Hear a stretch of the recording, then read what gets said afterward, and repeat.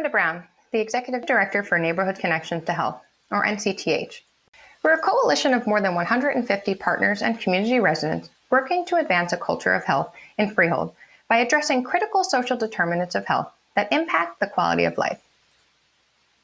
Over the past 30 years, Freehold Borough has seen a significant shift in its population, moving from a predominantly white community to a more diverse demographic, including Hispanic residents and a significant undocumented population.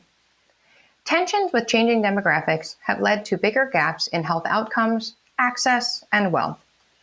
Language, cultural barriers, and lack of trust keep the most vulnerable from taking advantage of existing services, which jeopardizes the health and well-being of the community. NCTH is grounded in Freehold and works with residents as partners, not for them.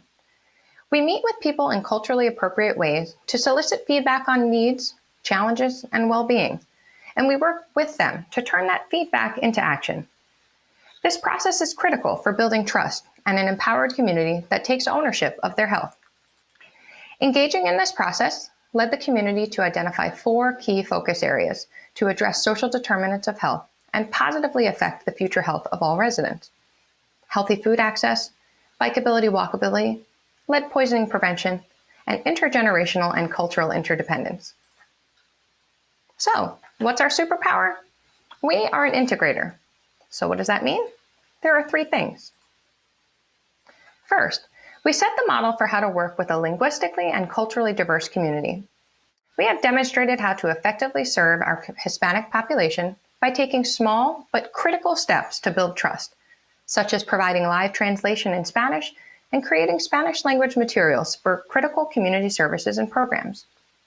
Second, we break down decade-old silos to improve impact by helping services work better together. For example, previously, many organizations provided food but worked independently and often duplicated efforts.